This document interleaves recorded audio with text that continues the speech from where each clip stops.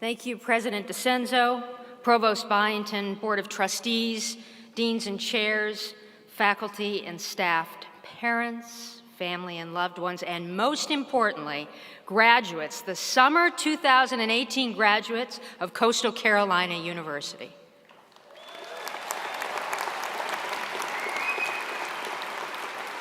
I offer my deepest congratulations to you. One of the privileges of being at Coastal Carolina is that I work across the campus with some of the most humane, productive, and collegial faculty and students. I am truly fortunate to work personally with the faculty and staff in English and digital culture and design. And I want to mention briefly, we have been equally fortunate to have had a dean in my college for these past many years, Dr. Daniel Ennis, who has fostered innovation, including the program I now coordinate, and been a vibrant and eloquent ally and advocate for the humanities and arts. A transition awaits, and I want to thank him for his dedication to us and the principal truths of the humanities and arts, not always universally appreciated or easily recognized. He also plays a mean bass. I confess that this situation, this speech act, is not something I expected to be undertaking. I'll address first what you're all quietly asking yourselves at this moment. How long will this go on before we get to the waving and celebrating? It's a question I pondered too amid this process, and so I first offer my assurance that my comments to you today will be considered, sincere, and concise. I've thought a bit about what to say in this moment. As you heard, I'm appearing before you today because I was honored as the recipient of the 2018 HTC Distinguished Teacher Scholar, a generous campus-wide recognition. My talk that last year for that award was on my work as a humanities scholar, one who straddles old knowledges and new. I work at the intersection of literature and the humanities more broadly, and through a method of historical comparison of how ideas are produced and persuade us. The anticipation and proliferation of the printed book in past years, for example, compared to texts and ideas in our digital moment. A spoken poem, a written text, a tweet, a digital news article in your social media feed. So I finally settled on a topic that has appeared and reappeared in this context for me over the last year. That is the question of truth and truth-telling. After all, I work in a field that creates and interprets narratives, fictions and nonfictions, stories across media. I've been thinking a lot about the truths at the heart of what I do, my teaching, my research, my writing. Truths, not some singular transcendent idea that this is the truth. Indeed, part of my education and my teaching has been about disrupting the notion of one absolute singular truth. The assertion that there's one best idea, one best way. But instead, I speak here of the pursuit of something that we can collectively recognize as possessing truth. So I start with an anecdote, a story really, that represents a particular kind of truth-finding and truth-feeling. A few weeks ago, I ran into a local grocery store for something I'd forgotten for a casual get-together. Not a store I frequent as a rule, quite honestly. And after a good 15 minutes into standing in a checkout line that continued to grow behind me like a queue for the next Star Wars installment, and with understaffed employees scanning the line with stress, as there was no surplus of labor to open another line, we all began to focus a bit more attentively to the hold-up to the flow. Amid grumbles and watch-checking, sighing, and child shushing, we all began to notice that an elderly woman was becoming more and more agitated as she shakily pecked at the payment keypad in front of her, squinting with each attempt, bewildered that the transaction was not going as expected. The cashier had bent forward for the last two of these multiple routines to explain to the woman that it was saying simply, non-sufficient funds. The woman buying groceries, easily in her 80s, shopping alone, disheveled, bags filled with items like canned tuna, day-old discontinued bread, the very basics of sustenance, using the standing rack of the cornucopia of candy and gum behind her as a brace to steady her stance, began to grow seriously agitated. She was suddenly now raising her voice, that it was a mistake, that she would have to figure out how to contact the bank. She was visibly shaking at this point.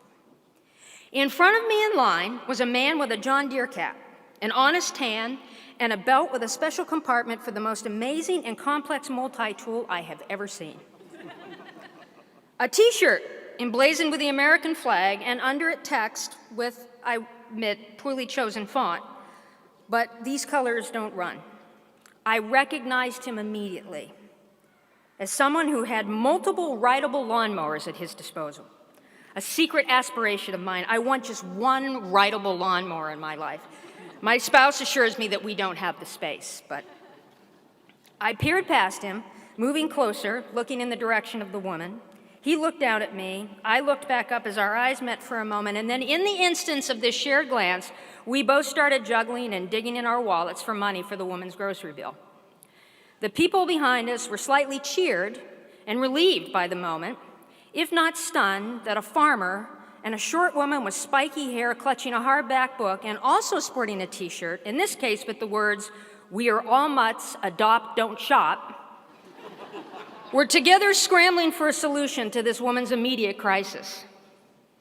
I left that event knowing that there was a truth encountered in this for me, an important one. More importantly, I left feeling pretty good.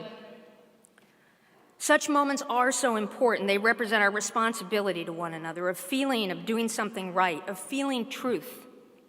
And yet, I sat in the car for moments afterward, reminding myself of something I repeatedly share with my students. This personal, significant experience, good, truthful, was at this point mainly a powerful feeling of truth.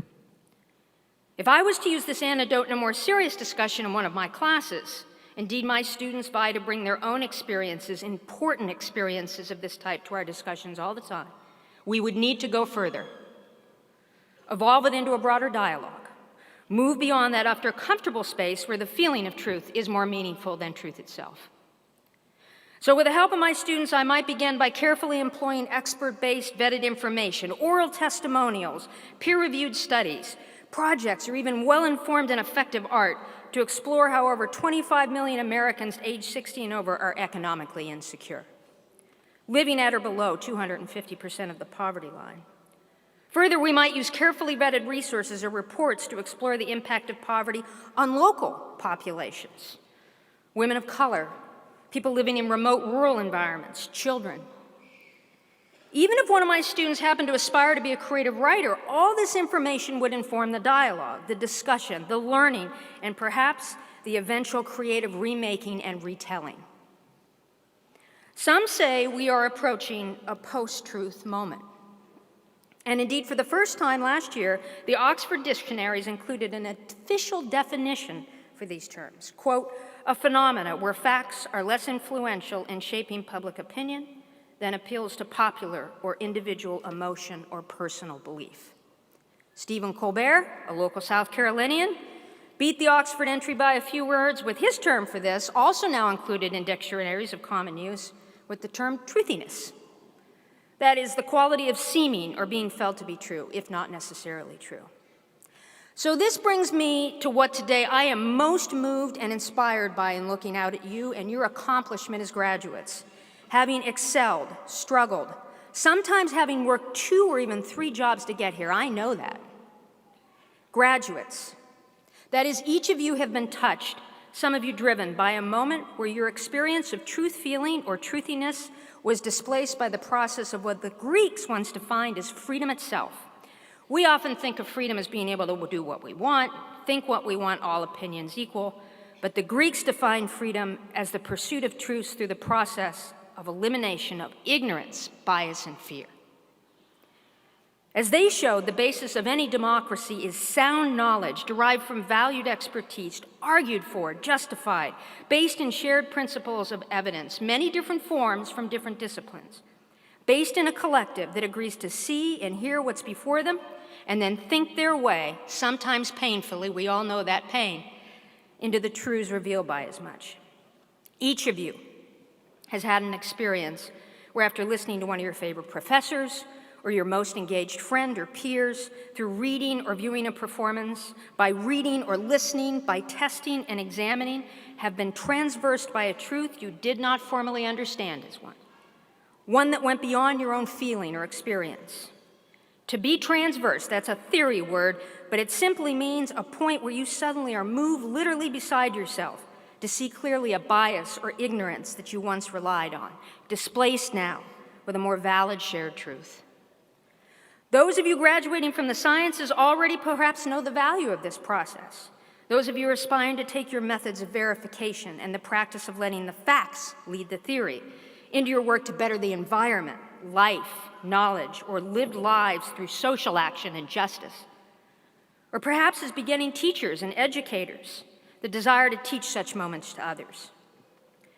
But it pertains as well to those of you who have fallen hard for the arts and humanities, like me, those of you who came to understand how it was no mistake that theater emerged simultaneously with a mature, though flawed, democracy in the 6th century, how watching two people embody on a stage the persona of ideas and held beliefs and work them out through narrative action is a model of truth that stands as example against dictatorial persuasion or incitement. Those of you in business who knew you needed statistics and tested models to be really good entrepreneurs and innovators, examine the value of a well-argued and well-strategized plan, not just making business on a hunch or a whim. Those artists and writers among you who have discovered that well-told stories, books, and good films give us models of truths through characters and circumstances that we can compare, debate, and through informed discussion even imitate, question our own beliefs. Or those of you who picked up charcoal or clay or a camera because you saw something askance to something you had assumed as reality or truth, of an image that appeared like a palimpsest against an unexamined bias or closely held opinion. So my last remark today is a request. Each of you has had your own experience of finding truths. I request that you hold on to these memories, that you remind yourself and your loved ones that you're a great success today here, and it is a great success. It predicts an exciting future and career, but it is also a rite of passage into being a good citizen in what we hope is a working democracy. And if the feeling takes you as you go from here, write or call, I'd skip the tweet or the text. But write that peer, faculty, or staff member that was part of some transversal truth, large or small, and let them know. Because I can tell you it's those moments that keep me getting up in the morning to collectively share this sometimes stumbling, difficult pursuit of truth with you. Speak your truths. Happy graduation and congratulations.